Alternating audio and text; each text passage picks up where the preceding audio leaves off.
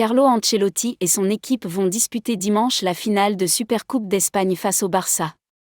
L'entraîneur a encore quelques points à régler avant le grand choc.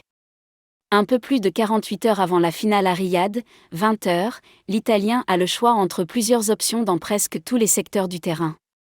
Du gardien à l'attaque.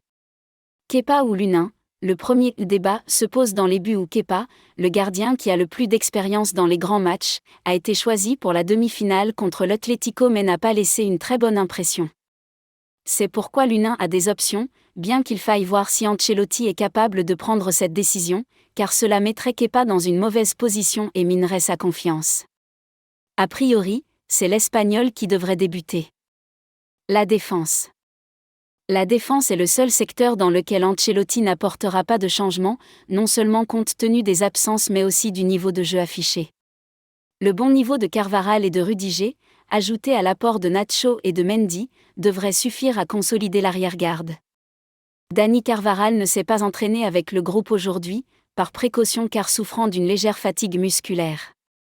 L'Espagnol sera donc, sauf surprise, titulaire ce dimanche.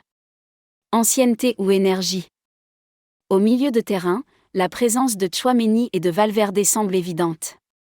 En revanche, c'est sur le troisième poste qu'Ancelotti, qui dispose de Modric, Kroos et Camavinga à un bon niveau, a des doutes. Il est clair que chacun apporte quelque chose de différent à l'équipe et que, selon ce qu'il recherche, son choix se portera sur l'un ou l'autre. D'un côté, l'expérience de Kroos ou de Modric, de l'autre, l'énergie dont parle tant l'entraîneur avec la capacité de Camavinga à couvrir tout le terrain. Le méritant Brahim Diaz, enfin, le doute qui semble le plus compliqué en termes de mérite, se nomme Brahim. L'attaquant, de moins à plus cette saison, gagne du temps de jeu et fait de grosses différences à chaque de ses apparitions. Sauf que lui faire une place dans le 11 signifierait de laisser au banc Rodrigo ou Vinicius, chose tout de même assez peu probable.